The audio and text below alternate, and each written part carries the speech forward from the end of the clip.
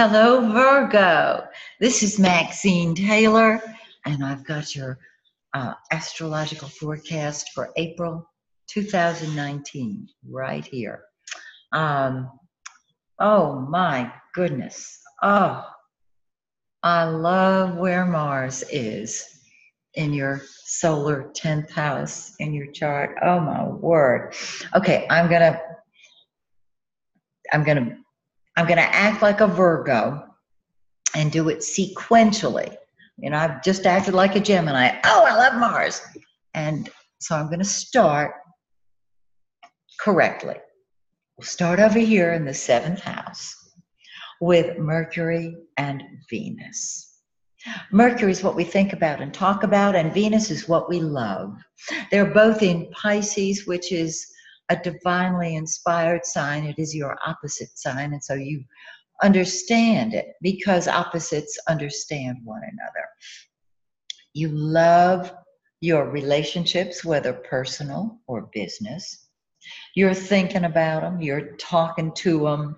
So there's lots of communication involved with other people until Mercury enters the 8th house on the 17th and Venus on the 20th. Now, the 8th house, mundanely, is other people's money, joint finances, taxes, inheritances, stock investments, anything that brings about money with and for, or with and or for other people. Now, this can help you help other people get their financial act together. It can also help you acquire money through any of those sources that I mentioned to you. Also, whatever's in the 8th house is held secret. It's the 8th house deals with secrets and transformation.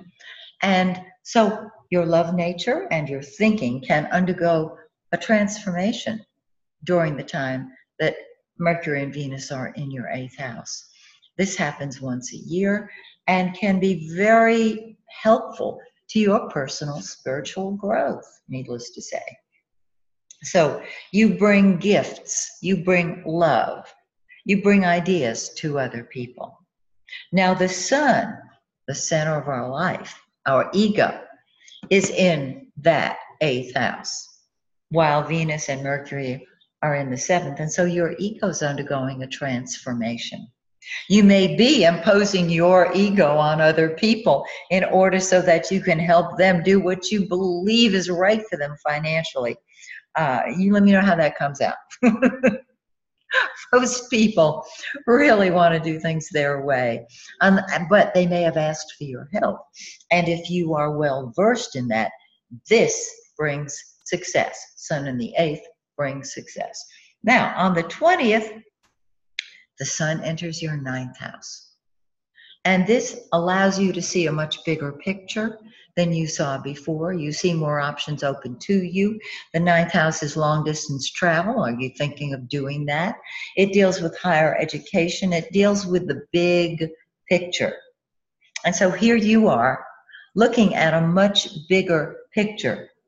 Now, on the 22nd, the sun and Uranus are conjunct, meaning they're right on top of each other. And I've included it here so that you could actually see it. Uranus is innovative, inventive. Uranus marches to its own drummer. It is charismatic. It is electric. It is magnetic. And whenever the sun is conjunct Uranus, you throw out all the stops and you let it fly.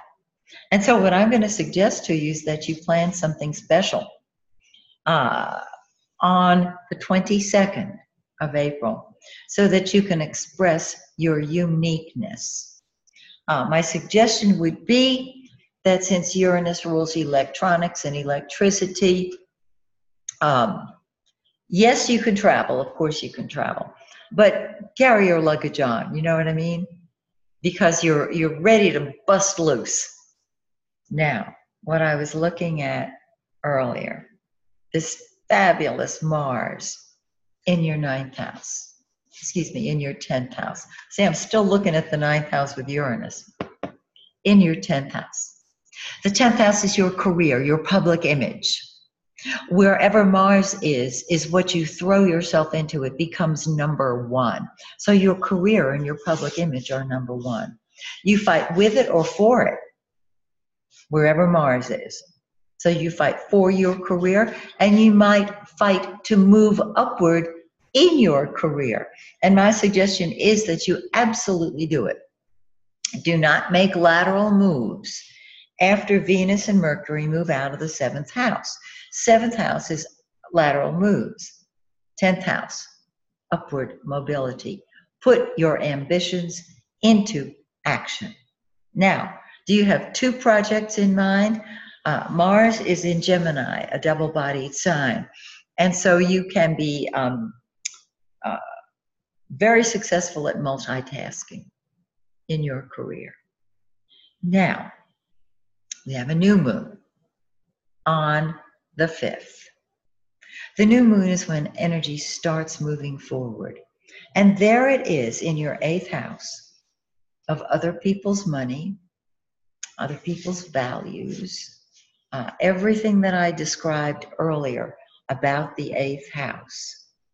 And so this is really a great time to get clarity on mutual financial projects, on transformative projects, and just plain old ordinary money.